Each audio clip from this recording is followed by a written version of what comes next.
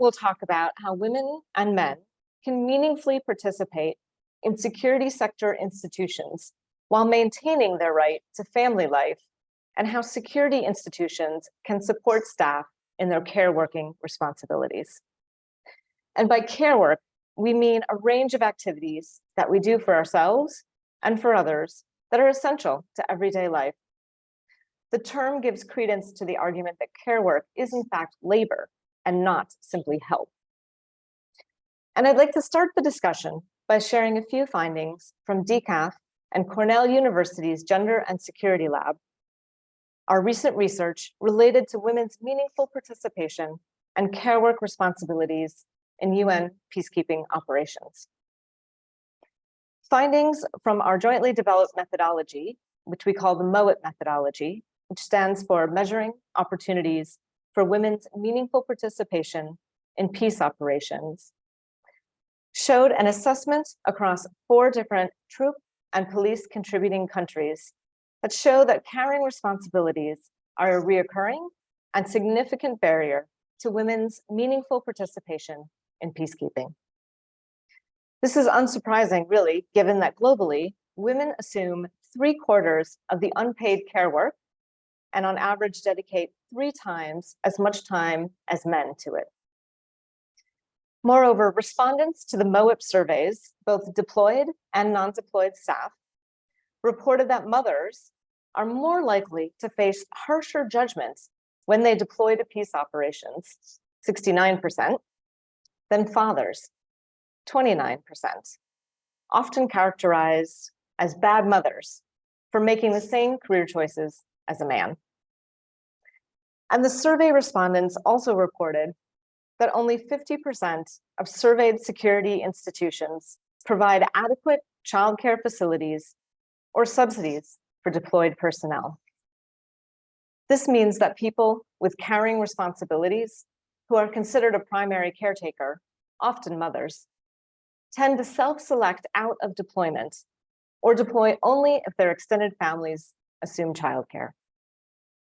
If you're interested in these findings, I recommend reading DCAF's Opportunities for Women in Peacekeeping policy brief series, which has 2 policy briefs dedicated to this topic. But as sobering as these findings are, our research also brought to light solutions. There are good practices among police and troop contributing countries that can support women and men balance their caregiving responsibilities with a career in peacekeeping. Let me provide you with 2 examples of a positive step in this direction. First, the Zambian Police Service offers both maternity and paternity leave, allowing parental leave for both men and women, which enables more equitable distribution of childcare responsibilities. And I'm sure we'll hear more about the practical implementation and ideas for increasing the effectiveness and equality of these policies from our panelists from ZPC. And second, the Uruguayan Armed Forces. They provide a dedicated space and work break for nursing mothers, and they're currently building a daycare center with funding from the UN Women ELSI Initiative Fund funding. So with these examples, let me turn back to my colleague Inka to present the panel to hear more.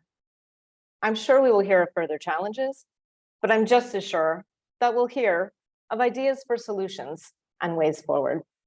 Inka, the floor is yours. Thank you, Christina.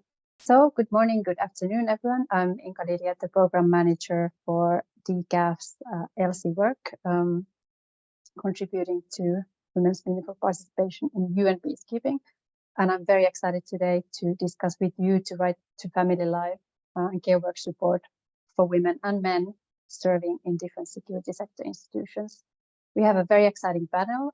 Ms. Berta Schmidt, a chief inspector from German Federal Police, Mr. Emmanuel Jacob, the president of the European Organization of Military Associations and Trade Unions, Ms. Dorothy Nyambe, the chairperson of the Zambian Police Service Women's Network, and Mr.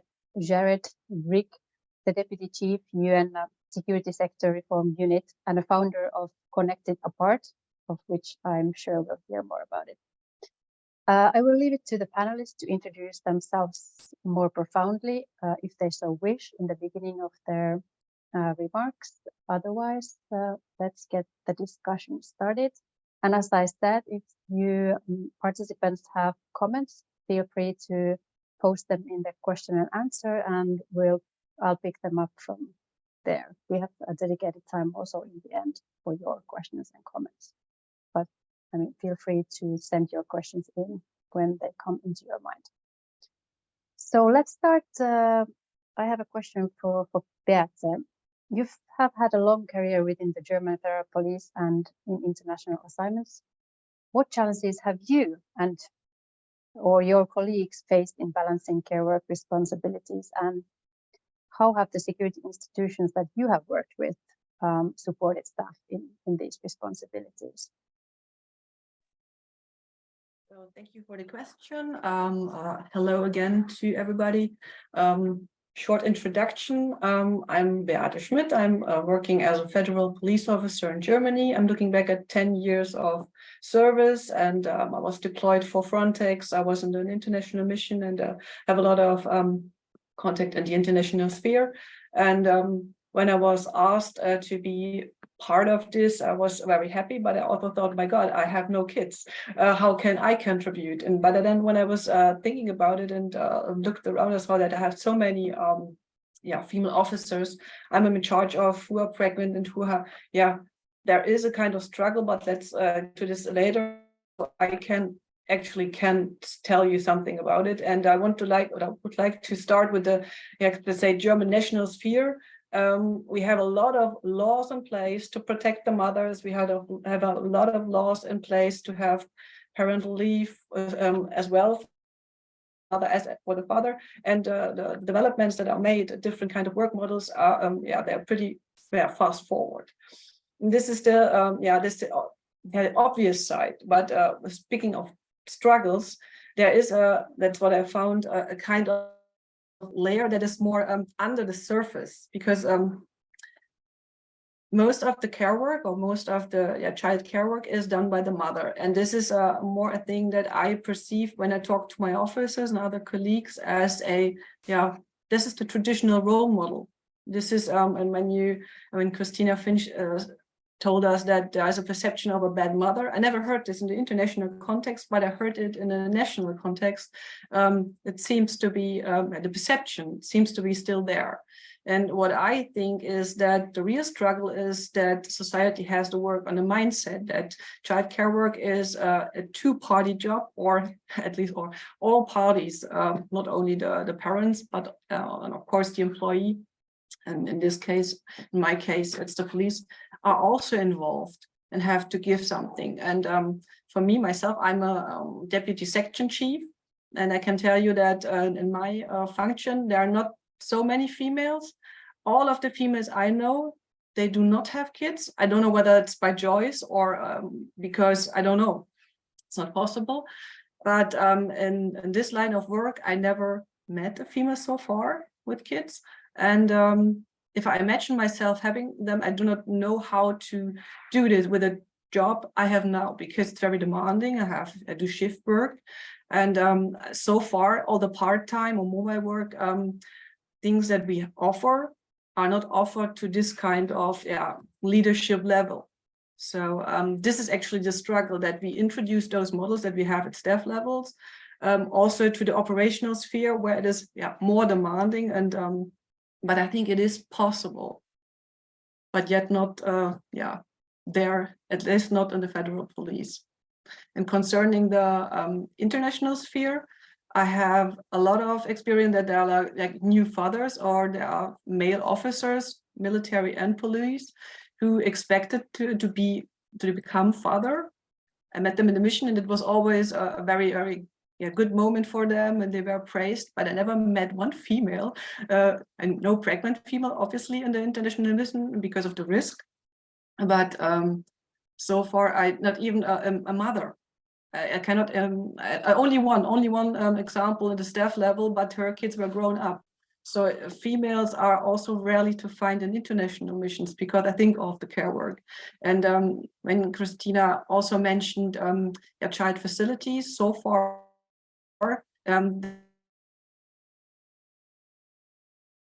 we could look at this for best practice. Thank you, Beate, for starting the discussion. I think Jared would have a lot to add to your thoughts. Where do you see space for improvement in ensuring care responsibilities are accommodated, and in particular in international missions, which you have a long experience, and what inspired you to found the Connected Apart, and what is the Connected Apart? You can tell us a bit about that, please. Thanks, Inka. Thank you. First of all, I'd like to thank the organisers for giving me the opportunity, obviously, to be part of this exciting discussion. As a little bit of background, I'm a solo working parent of two. I said solo, not single. My wife works abroad with the UN, while I work at UNHQ in New York as the Deputy Chief of the UNSSR unit and hold down the fort at home. We've got two young kids, although I think they're probably going on in their 20s as much as they're still in their tweens and earlier. Prior to this, after a long deployment to Libya, also in support of my wife's reassignment abroad at that stage many years ago, I took a few years out of the paid workforce, joined another workforce to serve as a full-time stay-at-home dad or parent. It was during this experience and the mountains of never-ending washing that I founded Connected Apart, considering mine, my wife's, and my many, many colleagues' experiences away from our families and from the children we love, and from, you know, whether our own or our godchildren, our nieces, our nephews, whatever, in whatever format. Connected Apart's an entirely free, no strings attached tool that I put together in my spare time, really just aimed at helping people maintain and strengthen healthy, loving connections, or stay connected with the children that they love when they find themselves apart from them, which is really so many of us in so many different ways, at so many different times, as we juggle our respective rights to family life and care work responsibilities. The patriarchy has failed us in so many ways, morally and in terms of progress. It really needs to go. The failures of the patriarchal system are especially visible in security organisations, including in international organisations working on or around security issues. Because as one false and oppressive narrative sometimes goes, security is a man's domain, and a real man's domain at that. Women do the nurturing, while real men, which typically doesn't include members of the LGBTQIA+ community, protect their families from woolly mammoths and saber-toothed tigers, which, if you reflect on the statistics of women's participation in security institutions around the world, and don't believe your eyes, must still be roaming freely in ever-increasing numbers. These are simply more of the lies that flow from the patriarchy, and which still influence the operation, the management, and the reform of national and international security institutions. Women's rights are therefore critical. I think that was possibly an understatement. They also provide an excellent point of leverage to overturn this toxic patriarchal system. But we need to be careful here. To only focus on women's rights to family and care work responsibilities could simply further entrench the patriarchal notion that it's a woman's job to look after family and to do all the caring in the first place, which it's not. By making family life and care work responsibilities exclusively a woman's issue, which I'm the living embodiment of the fact that it's not, we risk cementing gender roles even further. And to focus exclusively on women's rights in this area is to presume that men and other genders have the same rights already, which they don't. And with this focus, we might end up establishing an entirely new system of gender inequality. So let me not come to this from the rights of women, or from the rights of men, or from the rights of gendered or non-gendered folk, or even the rights of the caregiver, but from the rights of the family, and from the perspectives of the rights of our children, and from my children. And in this regard, I've been really heartened to see the focus on people, on households, and on personnel in DCAF, in ODIHR, and UN Women literature, and the tools that we're talking about today too. Security organisations, and let's be frank, all institutions, need to focus, in my mind, on 4 important things to respect our rights to family life and care work responsibilities. Try to hold your laughter back a little bit on the first one. Number one, we need our employers to focus on bringing more love into the workforce and prioritizing it. By certain definitions, this is simply to care about the happiness of others. We need to have vision. We need to have missions. We must have mandates and goals for our organizations. But if we as leaders and colleagues each put our people's happiness before these things, including their right to family life, to care work responsibilities, I'm a huge believer that our people will do their absolute utmost to get the job done.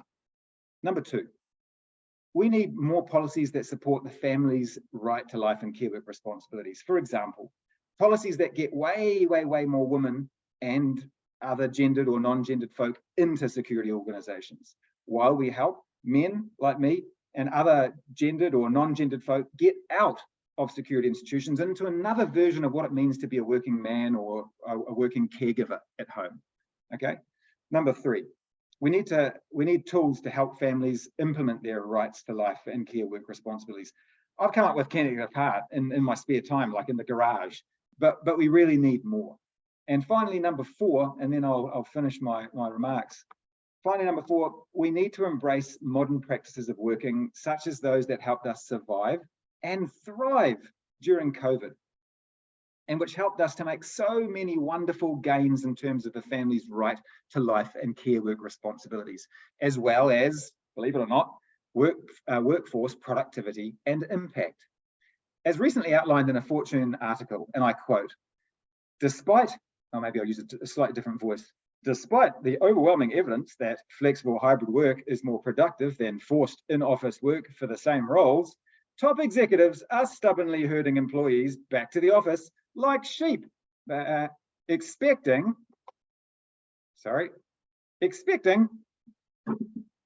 productivity to miraculously improve. This, my friends, is the very definition of insanity, unquote. Finally, let me end with a little reflection. If Franklin D. Roosevelt was right when he stated that peace begins at home, isn't it ironic that those institutions tasked with security, with fostering peace, have so far to go to respect the family's right to life and care work responsibilities, or to beginning peace at home? Thanks. Thank you, Jared. That was very inspirational. I hope the interpreters got. Muchísimas gracias. Espero que hayan podido traducir esto. Muchísimas gracias. Ahora quisiera pasar a Dorothy. Dorothy, ¿puedes oírnos? Quisiera podrías decirnos cuáles son los temas más importantes para el personal en el servicio de policía de Zambia, lo que enfrentan en relación con combinar el trabajo. The Spanish is coming through the English channel. Spanish is coming through the English channel. So sorry for my interruption. If Spanish can go through the Spanish channel, that would be great. Thank you. Yes, Dorothy. So sorry thank you about so that. much. Yes. It is well. I'm Dorothy Nyambe from Zambia Police Service. I am currently under the Office of United Nations and African Union Peace Support Operations, and also the chairperson for the Zambia Police Women Network. In the Zambia Police, for women to participate in peacekeeping missions, sometimes it is a complex issue if a woman has a small family, like a young family with young children. So a woman is expected to make her own arrangements on how to secure her children whilst she's away on peacekeeping missions or any other duties other than peacekeeping missions. So it is difficult especially if you are not in collaboration with their father or the male counterpart. Some of them are not ready to take up the mantle of taking care of the children fully. So I'll give an example of myself. In 2002, when I was deployed for peacekeeping mission in United Nations mission in Kosovo, my child was about 6 years old then, my firstborn child. I had to make my own arrangements as per procedures. I called in my mother to remain taking care of my child until I completed my mission. And furthermore, in 2019, when I was deployed to Southern Sudan, I had to leave my children with their father and engaged my sister to be assisting my husband home. The government will not take care of the children. We have no homes to keep our children, no safe homes. Thereby, we have to make our own arrangements as mothers in the security wing. So I left my children with my husband, and my family members were assisting. In short, what am I saying? We have to make our own arrangements on how to leave our children, our families. We are even told in advance, before we are deployed, make your own arrangements on how you leave your family. Without that, if there's a problem, you are recalled to come and take care of your family. Thank you so much. Thank you, Dorothy. Let's continue afterwards, after giving the floor to Emmanuel to discuss more about what should institutions do so that people don't have to do their own arrangements. So Emmanuel, you have recently within Euromil published a survey conducted among young member association among your member associations on gender equality and women in the armed forces. So what did this survey reveal with respect to impact of care work on women's careers in the armed forces? Yeah, first of all, thank you for the question, but especially the organizers, thank you for inviting me, for inviting Euromil to participate at this interesting and important event. Very briefly about myself, I joined the Belgian Armed Forces in 1979. But to be fair, I did not have a full military career, even if I stayed in the military until my retirement age. But after 10 years being in the military, I worked permanently for a Belgian military trade union. And as of quite quickly afterwards, I started also dealing with Euromil, from which I'm now the president since 2006. And so we come up to Euromil. Euromil is an umbrella organization of, as the name says, military professional associations and military trade unions, at least in the countries where it's allowed to have these kind of organizations. For the moment, we represent 38 of these organizations in 23 European countries. So we're working on working conditions for military personnel, on human rights, fundamental freedoms. It's very clear that the whole discussion on diversity, on gender, on women in the armed forces is also part of what we are doing. This we try to cover with our small team here in Brussels. In the past, we already organized at the European Parliament, but also together with the OSCE and HDIM meetings, we organized conferences or panel discussions on the issue. But we also made the link when we were working together with NATO and with the Gender Office of NATO. We made also the link with, for example, LGBTI. And some years ago, we organized in the NATO building in Brussels the very first ever LGBTI conference on the NATO level. So we try to broaden all these aspects. Now, we are, how do we come to this survey? Of course, we always try to gather information from our national member associations. And in 2022, we got a few reports at the same moment on our table. There was an opinion piece from the FEM committee at the European Parliament, the committee dealing with women affairs. We got an American study where we saw that, for example, when it's on educational women, that female soldiers in the US in general have a much higher level of education than their men colleagues. There was even a study from the Conflict and Environment Observatory, CEOPS, on climate, saying that women are, in a matter of fact, greater concern, have a greater concern than men on the environment and willing to act on that. And so we said, okay, we have several things on the table. Let's check once with our member associations how they are dealing with it and how they are dealing in their organization also with women. So we finally got answers on the few questions that we had. It's not an academical research. It's a survey among our members. So we got answers from 12 countries, which is anyway half of the member countries that we have. And I can assure you, half of them is not bad for an internal survey. It's not always that useful. Now, the typical question talking about women in the armed forces is how high is now the level of women dealing or working in the armed forces? Now, this is an average of something like 13%. In some countries, it's a bit lower, like Ireland, for example.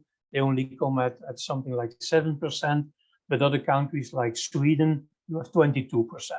But an average on the European level is something like 13. We also checked the number of members, if known, of female members in the military associations, and there we turn around 20%. Now, this 20% is for a part influenced by one of our member associations, namely our organization in Bulgaria. And it's the only organization that we have in this kind, and I think the only one existing on the European level. It's an organization that has been founded and was until recently only for female soldiers, sorry. So by the fact that there it's almost 100%, even if they have now also men in their organization, yeah, this level raised a little bit. And then we checked also the positions in our military organizations, in the military associations, in the trade unions. And there we have to say that really the level of women really participating, not as a member, but as a board member or a delegate or a shop steward is rather low. Now, when we look to the board level of our organizations, then it's absolutely low. There we don't have a percentage, but if we look around on our 38 associations, for the moment, there is none of them under the lead of a woman from the military. To be very fair, Euromil exists 50 years since last year. We never had a female soldier in the board of Euromil. And then I really hope that in 2025, at our next election, that we finally get somewhere from one of our member organizations, a delegate women in the board of Euromil. Now, anyway, that is slowly changing. When I look, for example, to Italy, where trade unionism in the military is in full development, we have for the moment several, because they have several unions, several ones under the lead of a woman. One of them is the biggest Carabinieri organization, and then that's one is preceded by a woman. Now, we also checked what are the biggest issues that when you talk with women as an organization that are coming on your table. And the biggest issues are in a row we can discuss afterwards, has to do with equipment and uniforms, which are not adapted to the women, Of course, it's a shame that I have to say, of course, but discrimination, bullying, sexual harassment, sexual assault, military career is still a problem. Women not being promoted like their male colleagues. Then we checked also with member organizations. Are you able and do you really discuss these topics together with or the government or military leadership? Also there, the level is quite low, but that was not a real surprise because in still at least half of the European armed forces, there is no social dialogue with military associations or military unions. But a majority of the associations, they made very clear that they are convinced that if they could discuss and advocate for better equipment, a continued education, that they could influence military culture and make sure that armed forces become a more inclusive workplace. So several of them are working on it. For example, the Slovak colleagues, where the level of women in the organization is anyway quite low. But anyway, they took the decision to create a committee internally that will monitor on a permanent basis the development of the situation regarding women in the Slovak armed forces.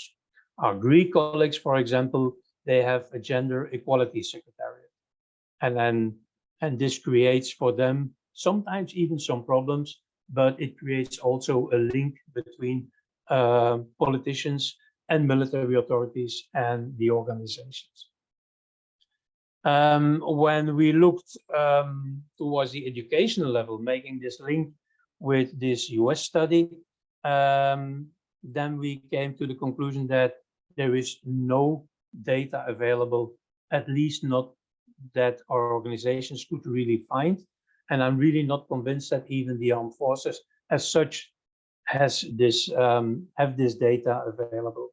Now, in the countries where we had them, there we saw that in general, women joining the armed forces have a higher level of education.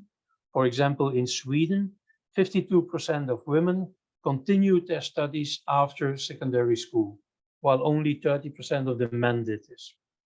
Looking to Slovakia, more than 56% of the female soldiers have a university degree, while on the level of the men, it's only 28.97%. So there is on education surely a difference, but we don't have enough data to compare that. There are surely not enough data on the level of the connection women and climate change and their interest. This is something that should be studied much more in the future.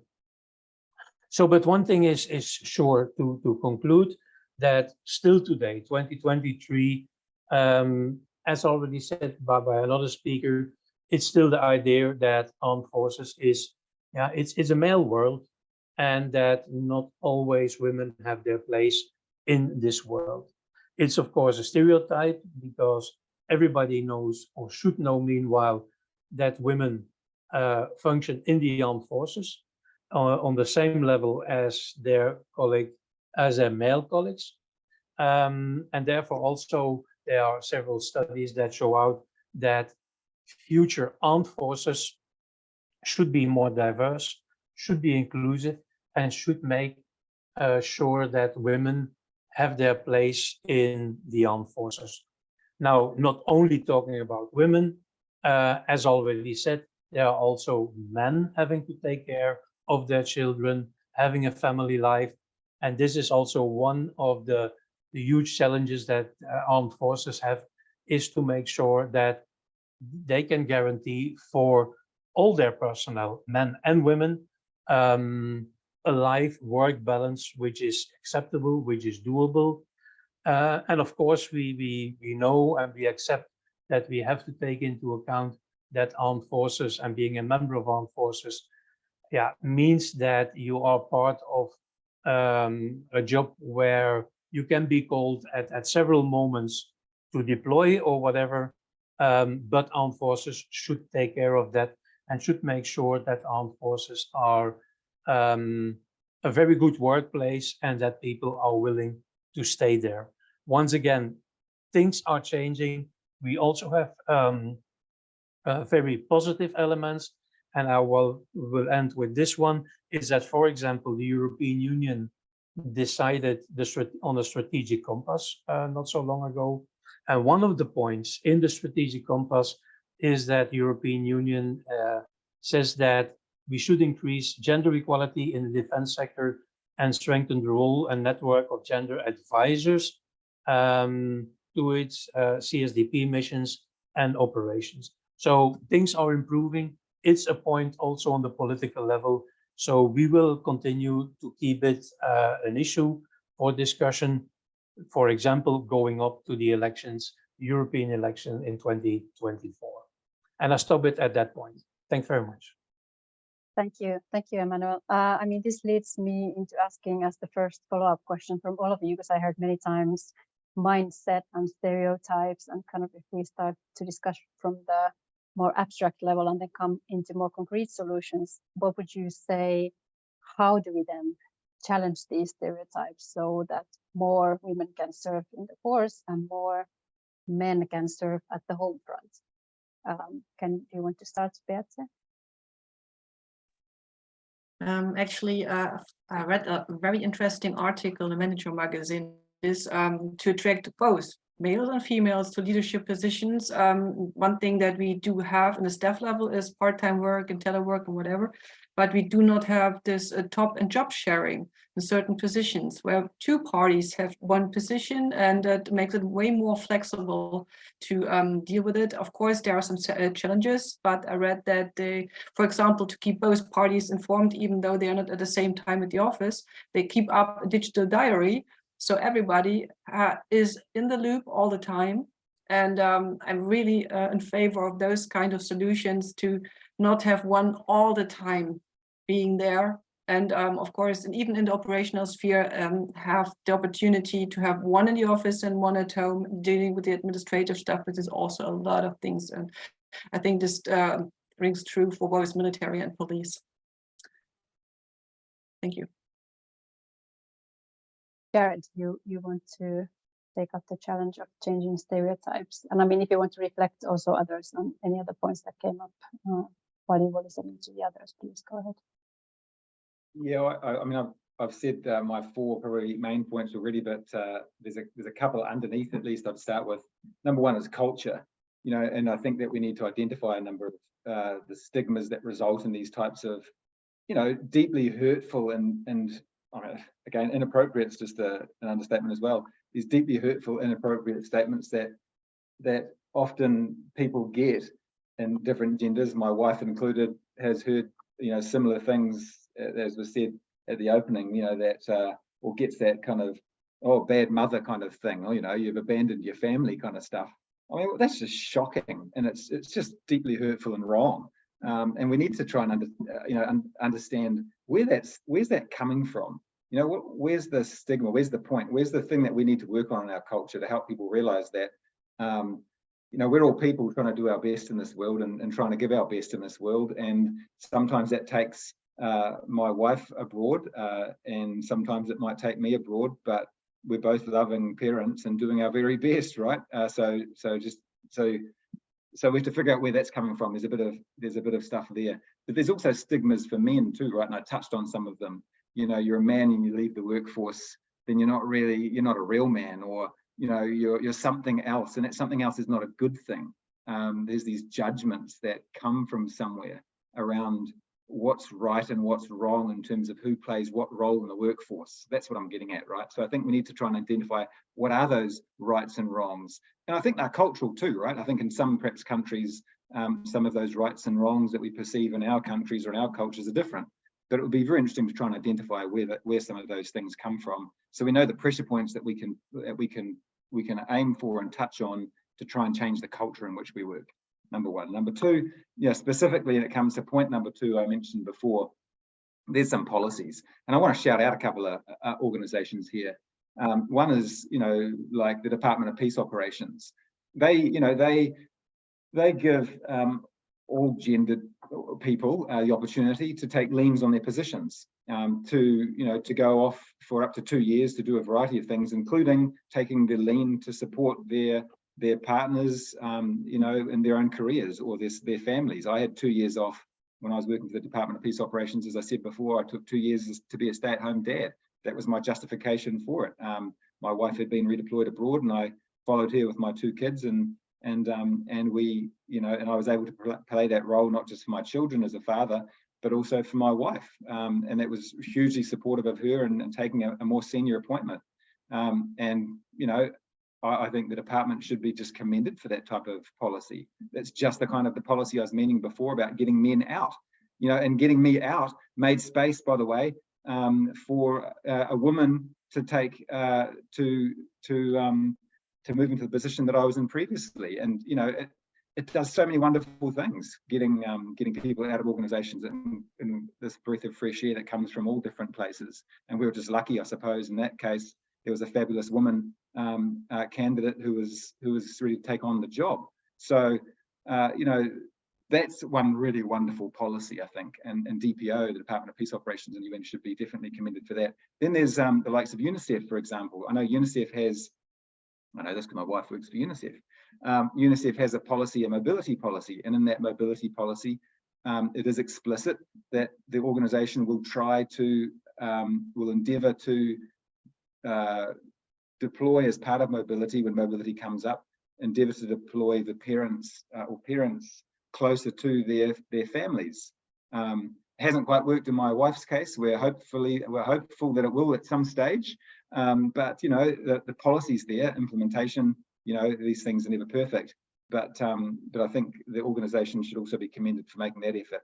So really, there's some real tangible things and policies that organizations can do. And I've given you 2 in my international organizational field that are actually really positive. Over. Thank you very much. Dorothy, would you like to continue from here about how would you think we should challenge stereotypes, and maybe also if you have some examples of policies that, for example, you have as part of the Zambia Police Service Women's Network tried to advocate and push for within the Zambian Police Service to give more opportunities to right to family life? Yes, thank you very much. What I really would like to advocate for in the Zambian Police Service are the formulation of policies, as the last speaker just said. If we had these policies at hand or in place, it would really be a beautiful place for women to work in, as we find it very difficult to attend to other duties when we have babies at home or maybe in a motherly way. So on the other hand, yes, there are some policies that allow us to stay away from work. When you deliver a baby, you can stay at home for 3 months. You nurse your baby. After 3 months, you continue with your job. But the period is too short. 3 months, the baby is still young. If it could be extended to 6 months, it would be meaningful. Even for a mother would feel a bit comfortable to leave a child with a caretaker at home or another family member at home. So policies are important if they are formulated, and then also this stereotype of maybe looking at men as more important in the job. It really puts a woman down. We feel really devalued. If we could all have equal rights, perform duties equally. If I'm to take care of a child home, I'm allowed to be home. If it is a man to take care of a child home, he's allowed to be home, so that the woman can also attend to her duties in whatever position a woman might be in the system. Thank you so much. May I ask Dorothy a follow-up question? That is there kind of institutional buy-in within the Zambia Police Service to consider the care responsibilities as the responsibilities of the employer, or is it? Yeah. is it seen as something that is a responsibility of the employer also? Maybe I didn't get you correctly. You mean to stay away from work for the period of 3 months? I don't know. I mean, in general, is there an appetite? Is there interest within the, or an, yeah, is there an appetite from the Zambian Police Service side to kind of improve the policies, or do they still consider that this is really a personal, individual issue that people should organize on their own? Thank you so much. Otherwise, it is an interest of the Zambian police. When a woman is in a motherly way, they will advise on how you'll be reporting on duty, and certain duties that are heavy, you will not be allowed as a woman. You'll be given a light duty. When you deliver, your supervisor will ask you to fill in a leave form, a maternity leave form, so that you remain home to take care of your baby. So it is a two-way system. You as a woman has to apply to stay away from work for that period of time you are nursing that child.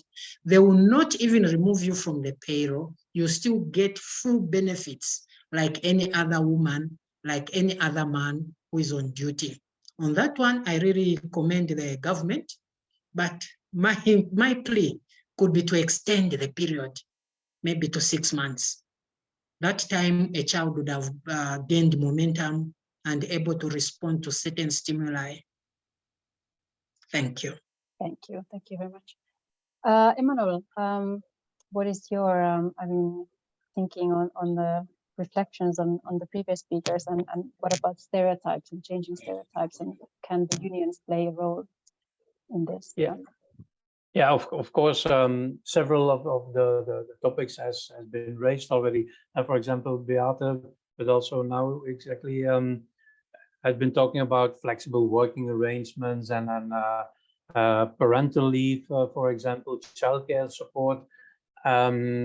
Looking for a point of view from military associations and unions, what we see very often, and I can only speak on the European level, of course, is that when you look at the European level framework on what should you give to young parents, what should you give to workers, all workers, in case of birth, and what parental leave should be given, what we see then very often in European countries is that when implementing this and changing this in national legislation, that very often the idea is, but can we give that to the military?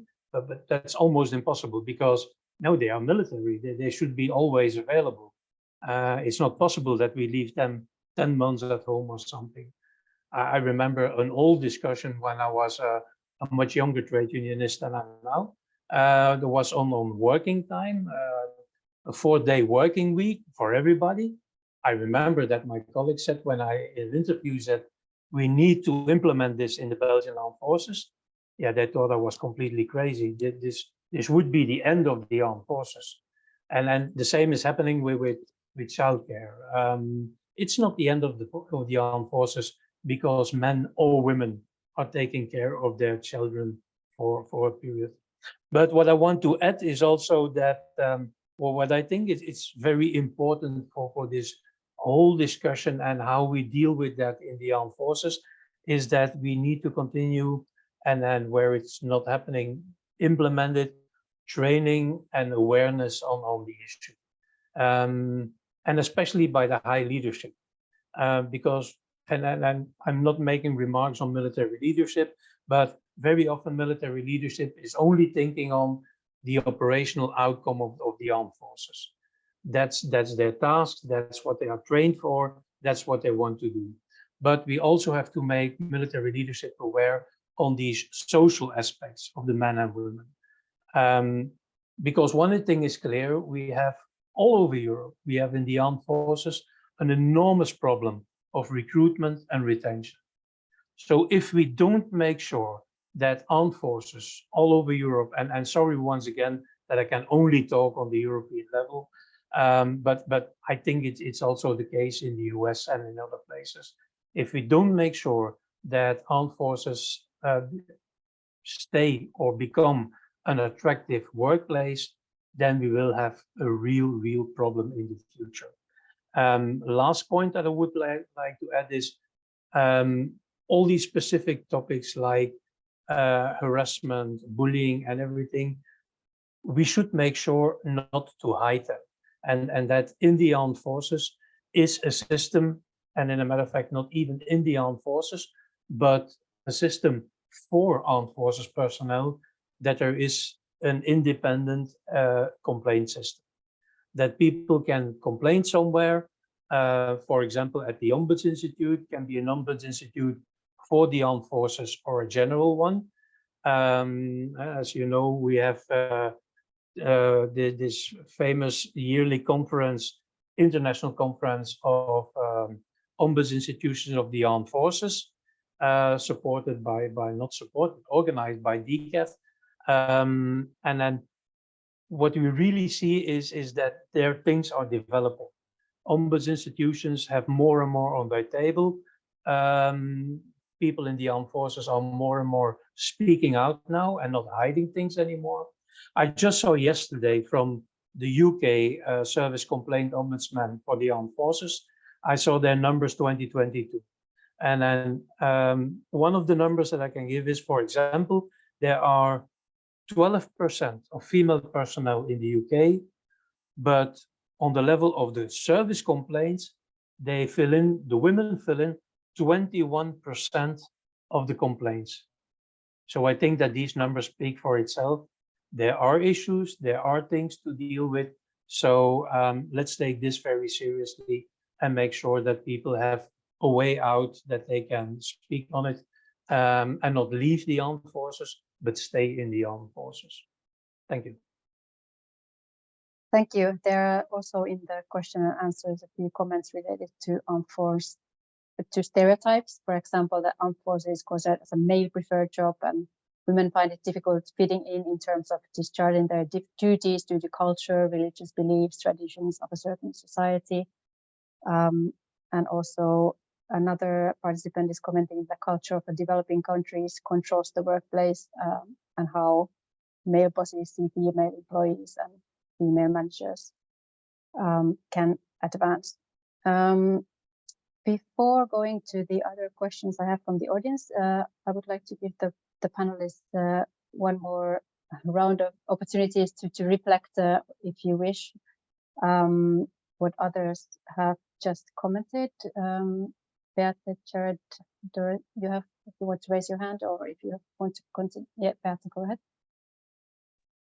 I would like to echo some things that Emmanuel and Jared were saying, referring to culture. And the thing that I perceive when I look down to the officers that I'm in charge of, that the new generation, meaning the 20-somethings, that they have a new mindset. And that's what I stated in the beginning. It is about mindset. We can have a lot of policies, we can have a lot of options available, but if they're not taken, if a father is not making good use of the his parental leave, it's going nowhere. But I see with my officers, when they're, I have one officer who told me, I have no time, I spend less time with my first kid. I do not want to do this with my second. I want to make good use of the new procedures that are in place. And I see with our new officers that they come with a whole set of new demands that our leadership is seeing critically, but maybe this is also a new way forward to see I'm not only a police officer, I'm not only a soldier, I'm also a human being. I have the right for family, and please give us the opportunity. And the other things that it's a male culture, and there are a lot of things that are said. Yes, I heard those comments too, and those old sayings about oh, she's a female, she will get pregnant, she's gone, she's of no use. Unfortunately, they are still exist, but it's getting less. So I hope for the future that step by step, even if it's like baby steps, it's getting better. And such a panel here is a very good thing to let's say promote and support and facilitate this process. So thank you for having me here. Thank you. And we have quite a large audience today also listening and spreading the word after the panel. So I suppose discussions and bringing out your own experiences and being a role models will be an opportunity for everybody to change the attitudes. A participant is asking that or saying that police women networks in Africa are pushing for more female front rows and more husbands in the care work, but there has been consistent resistance from the social cultural structures. And our intervention enough to tackle this elephant in the room? So that's the big question. Is it enough? Any Jared or Dorothy, you want to? No. I'm just quite interested in hearing the questions from people and happy to engage with them. Okay, then I have a question. Where nations have legal frameworks enabling shared parental leave, so both mother and father have time off to look after the baby, or are forces implementing parental leave for fathers in the sense of both allowing and promoting it? Are there any good practices in this regard? Emanuela is nodding there. Yeah. No, the question is pertinent and correct, and I would say that we should really be glad that in several armed forces, meanwhile, parental leave is also implemented for men, not only for women. As I said before, there are some on the European level, some regulations on that. There is a framework. Thank God, not all the armed forces are only looking at it as it's impossible to implement. We cannot do that. But as Beata already said, it are small steps. It takes time. But there are, meanwhile, for example, here in Belgium, where men can take parental leave, and where the full package of parental leave can be divided between the father and the mother. So this exists meanwhile, and I think all these developments should be monitored much more. And once again, as Beata said, events like the one today, they help for that. If we have 100 people online, if we have 150 people online, at least this will be 100. I see 124 for the moment. Well, these 124, they will discuss about this tomorrow when they talk with colleagues, with other stakeholders, and it's like spreading the word. We have to continue to discuss it, but we also have to make sure, as I already said before, that it's part of the training, it's part of the education on all levels, and not something that just, okay, it happens, it's a development. No, we have to make sure that's in the mindset, as already said before, because regulations is one thing. That's something that you can do on paper. You can vote on that. You can spread it around. You can print it, even if it's not good for ecologists, but you can print it and give it to everybody. But the most important is mindset of people. And there you need to work with training and daily discussion on it. Thank you. Others want to add to that?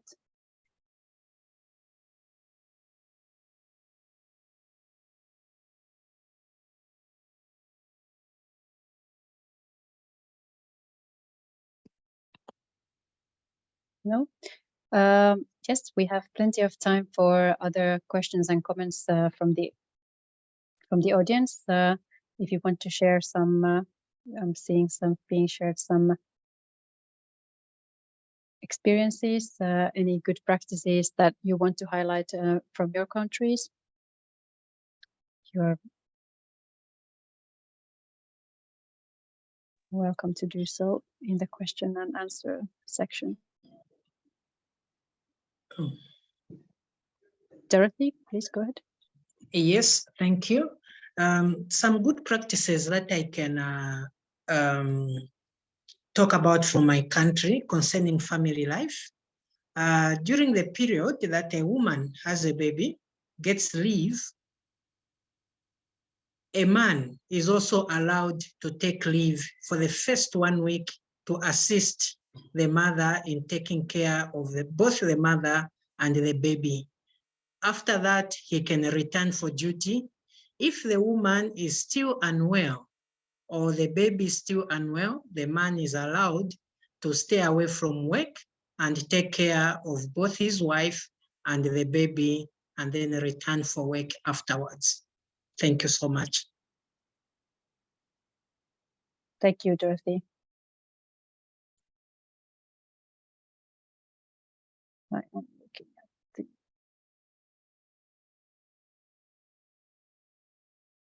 questions.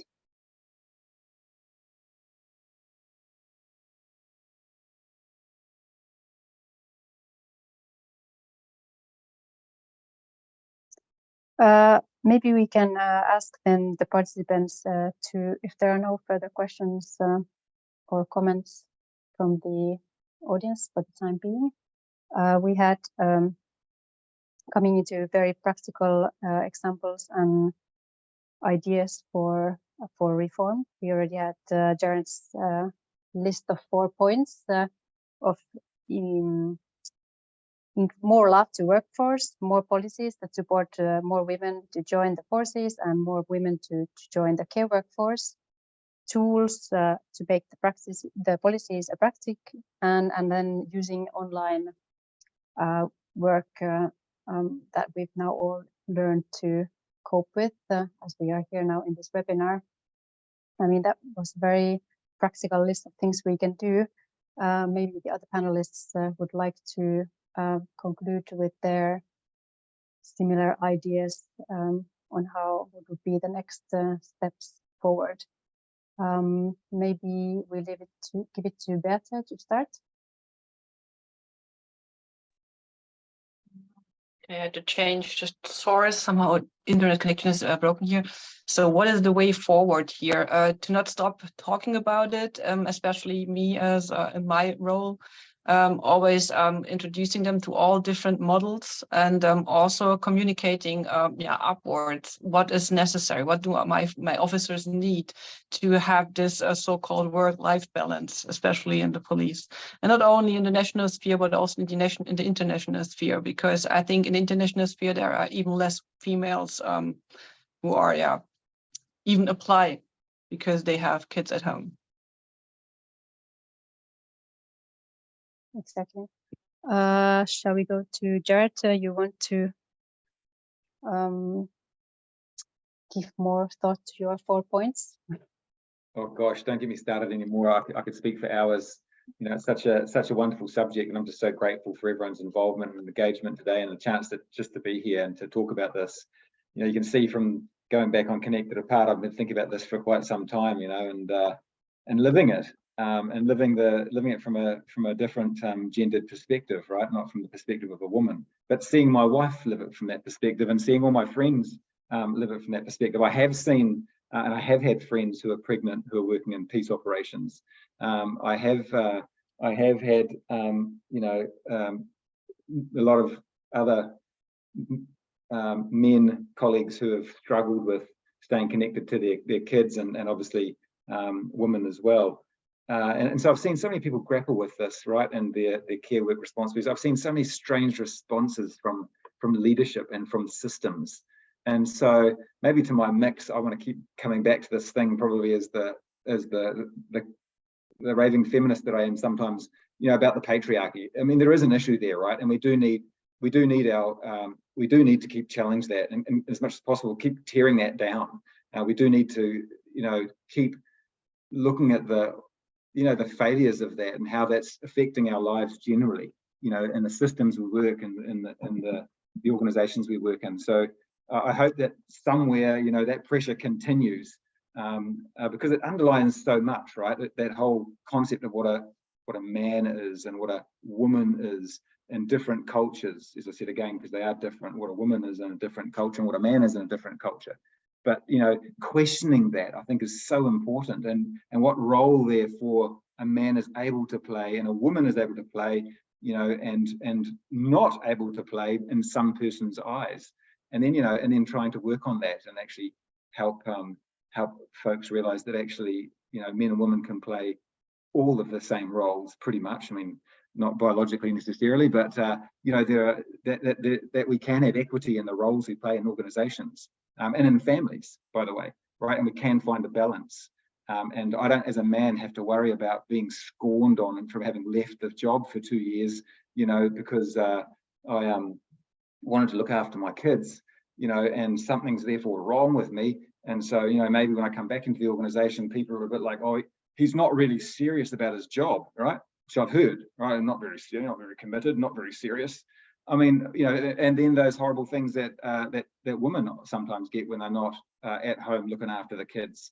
You know, I think there's that whole element of it too, in addition to the 4 things that I said. Practically, there is this whole patriarchal issue, you know, and patriarchal system that is constantly influencing everything we do, and we just have to keep on challenging it. And it comes to those cognitive biases, right? Also, then to that last point that I raised around flexible working, and there's those 2, you know, not classic, and it was only since 2019 we've started to experience them more, but those 2 cognitive biases of fixed function, functional and status quo bias, that often people will come to when they consider this telecommuting thing. And I do really think that there is an interesting solution here in those in this this experience we've had around telecommuting, around what we're doing now. It does provide us with opportunities to find a normal, or to find a good place inside this care work responsibilities for women and for men and for other genders. I think that there's an opportunity there. For example, my wife could be telecommuting. She could be on her 6 or 4 week rotation, but instead of doing 1 week out, she could telecommute for a week. So she's a bit closer to her family. She could telecommute and be at home, right? Obviously, I'm waving that banner a lot because I'm, you know, staying at home on my own, and it's a hard job. But you know, but it's one way that telecommuting could actually play a really positive way to help us achieve this balance and achieve something better for our families. I think I'll just stop there, really. But thank you. Yeah, it's interesting. I mean, how do you reply to those weird questions and awkward comments? I mean, this is also for the audience. I mean, do you have some good, we can collect a list of good answers when you hear those, oh, you're a bad mother, or you are a weird man leaving the job to care for your children. I mean, how do you answer in a constructive manner that will kind of, you know, enhance dialogue on this topic and bring it forward? And I mean, I would just freeze if I would get those comments. But I mean, that could be a good possibility for dialogue. So I mean, maybe we can hear some good ideas on how to, you know, answer those sexist or gender that you faced. I leave the floor open to participants, and then also panelists reflect on that. And then, yes, our next webinar will be then digitalization of the workforce and right to family life, or something like that. Oh, that's wonderful. That's wonderful. But I'll just say, my quick reply to that would be, you know, I just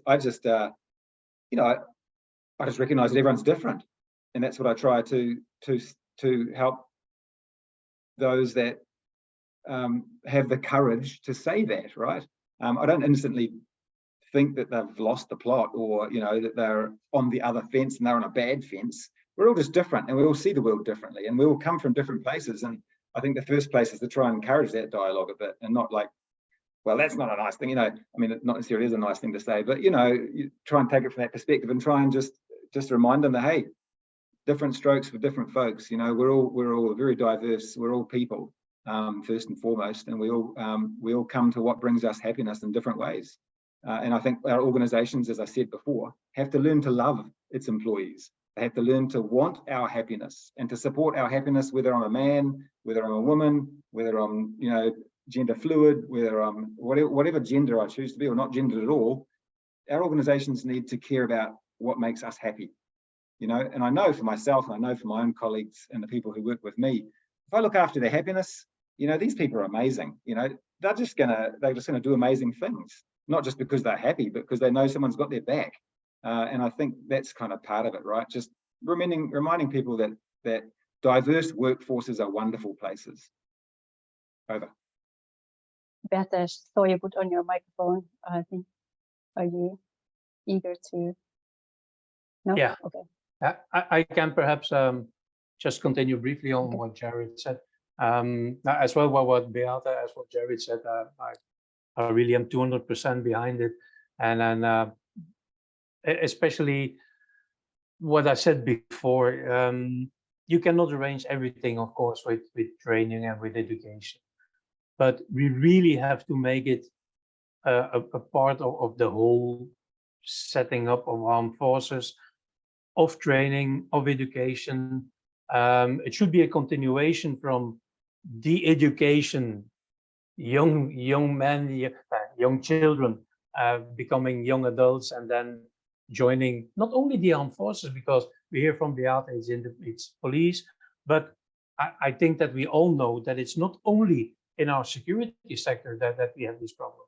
It's also at other workplaces where you find these stereotypes of oh no, Jesus, we are not going to work with a woman. Tomorrow she's pregnant and then she's gone for the kids, and then tomorrow the kids are sick and she cannot come. I hear it also in other sectors. We simply have to get rid of this culture and these ideas on we are a world of men and we are a world of women. And now lately, we also going to create a world of those who are not men or women. That's how people too often look at it. So we really have to continue this discussion, this debate, bring it on the table at every occasion possible and at all levels, and make sure that at a certain moment, and now I'm dreaming of the perfect world, that we will be in the perfect world, that these kind of discussions that we have now are gone. Because isn't it a shame that in 2023, we still need to organize panels to discuss how we should deal with women in the armed forces? I hear the same in politics.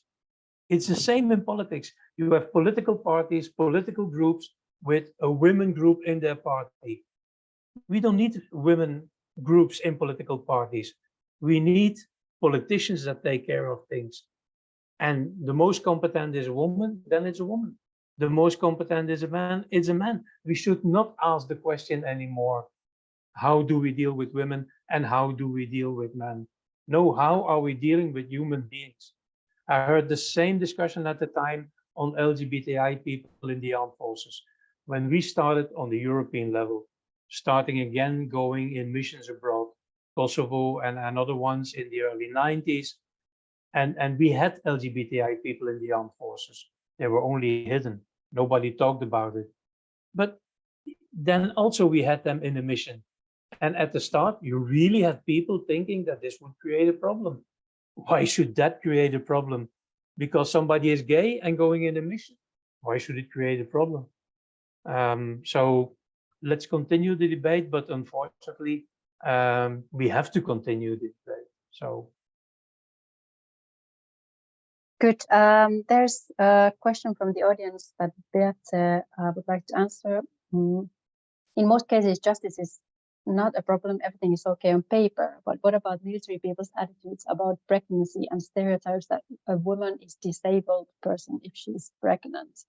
And then I see another hand raised. So we'll go to that question after Beatrice. Okay, thank you for the question. And it's very relevant because it is, unfortunately still part of our daily work. And there are two lines. First of all, if I am aware of it, I address it immediately, because we have to start dialogue here to, at the end of the day, alter a mindset, because this is a thing that, a traditional role model thingy, a thing in your head, a thing that you maybe heard a little, heard very often. This is maybe how you've been raised in a police household or a military household, that a female cannot be as strong as a man or a good partner on patrol. It's even abroad, I heard those things that male colleagues, they didn't want to be with female colleagues because if there's an emergency, she will not be as fit as my male colleague to help me out, which is not true because they have the same training. And where a physical strength of a male is not with a female, she also has a belt and has her training and can, of course, support the best she can. And normally, if I hear it directly, I also try to have a face-to-face conversation with the colleague, and of course with all the colleagues involved to change that. But I hear it less. It was more in the beginning. I hear less, but my approach to it is always to address it and not just frown it away or just try to not overhear it, because it's there and it has to be addressed. Perfect. I'll give the floor next to Deborah from the ELSI Initiative Fund.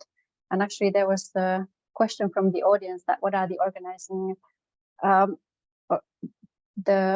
organizations doing in practice to improve and to change stereotypes. And actually, Deborah is a very good person to answer also that question, as she's managing the ELSI Initiative Fund that is funding a lot of amazing projects to improve women's meaningful participation in security sector institutions. Go ahead, Deborah. Thank you very much, Inka, and thank you, colleagues, for such an interesting discussion today and some hugely important points and discussions raised. I manage the ELSI Initiative Fund, and we are able to provide funding for security institutions, police and military, to actually look at innovative ways to increase women's participation, so uniform women's participation in security institutions. I also bring with me 30 years experience of being in the Australian Defence Force in the Army, retiring a couple of years ago. A couple of pieces of guidance that I would like to offer here is, and I acknowledge that we're talking about and with all genders from a number of different regions across the globe. And with that comes many different kind of cultural perspectives, political perspectives, and we all bring our own kind of lived experiences in our own security institutions. So I acknowledge certainly that one size probably will never ever fit all.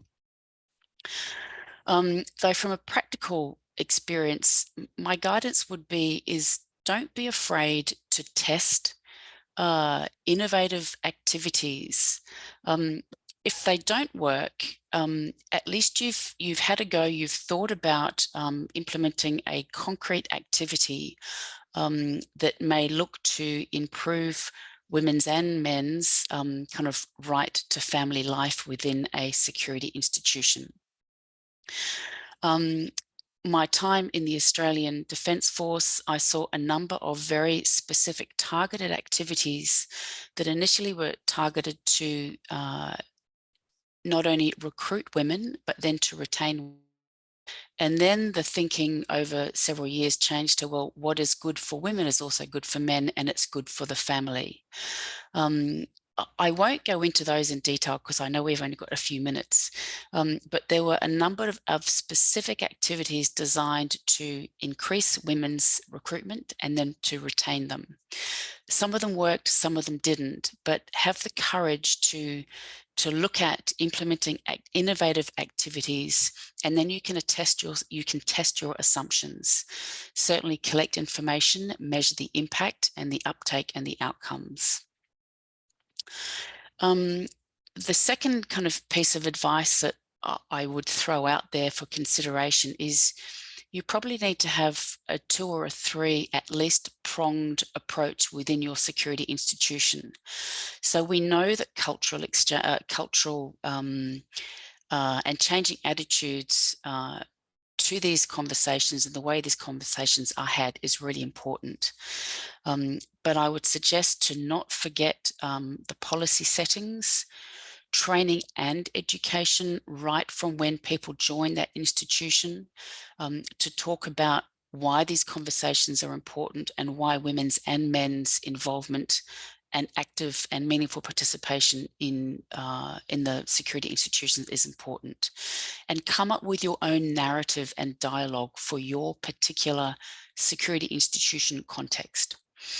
And it's really important that that training and education is then continuous throughout everyone's career. It's not just a box ticking exercise. And then last, from an ELSI perspective, a couple of projects that the fund is supporting. We are supporting countries to research within their own setting the current policy settings that they've got, to then design a gender policy for that institution to then adopt and implement. So it's no good just, well, you're only achieving half of the task if you adopt a policy, but then you don't really implement it and you don't have measures set up to actually measure and monitor the implementation and then the concrete outcomes of those policies. And then some of the other smaller activities that we are supporting is the construction of a creche, so that women can leave their children at the creche whilst they attend specific training, whether that's training to deploy onto peace operations, or whether that is conducting their basic training once they join the organisation. And one other activity I will talk about is where a TPCC is designing a course for women to attend prior to actually doing their recruitment and selection with that particular security institution. Now, some of those activities, there are risks, and there will be second and third order risks that need to be understood. But by certainly supporting women in their physical training and physical fitness prior to joining and undergoing their recruit training may well be one way to support women to join an organisation and then be more accepted by their cohort, and then be more empowered to continue their journey within that security institution.